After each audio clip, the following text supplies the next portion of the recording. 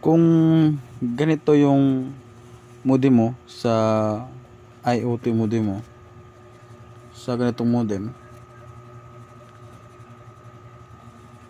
kung ganyan ang lumalabas at hindi ka makapag-admin, so mag-download ka ng ibang browser, no? Sa akin, nag-download ako ng browser ng Aloha.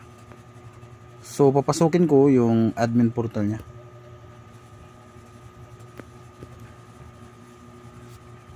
Magta-type ako ng 192.168.1.1/fh ito. Ayan po. At open anyway. At makakapasok na po ako agad. Subukan natin.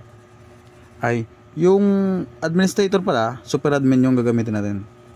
Kasi maghihingi yan ng super admin. No? So meron ako dito nakasave. Saan ba dito? Ito po. Nandito po kasi lahat ng tutorial. So yung super admin ito is ganito po yun. Super admin po ito. Copy lang po natin. At ipi-paste. At yung password is ganito lang kaliit. Password. At click po natin login. At punta po tayo sa debug switch. And telnet switch apply. And admin apply. Okay, after nyan, log out po tayo. At after po natin mag log out, pumasok na po tayo sa kanyang admin PLDT. At yung password is nandito rin sa akin na nasave. Ito po yung password, hindi, yung old password. Ito po kasi yung old password. Yung mga old modem kasi hindi makapasok sa kanilang telnet. So paste lang po natin yan and click login. So makapasok na po tayo. Maglagay naman tayo ng kanyang old password at bagong password. Kayo na bahala kung anong ilalagay nyo. Sa akin, admin_12345 lang. Admin _12345 and click apply. After natin mag-apply, magsisave yan. Okay? So back po tayo. Click po natin, connected pa rin tayo.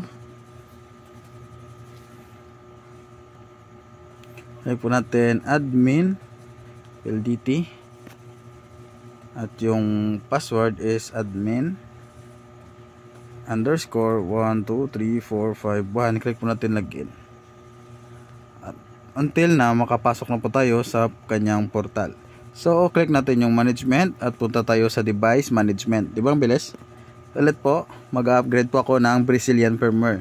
Kaya pumunta ako sa management, no? Local upgrade. And click upload file, other files.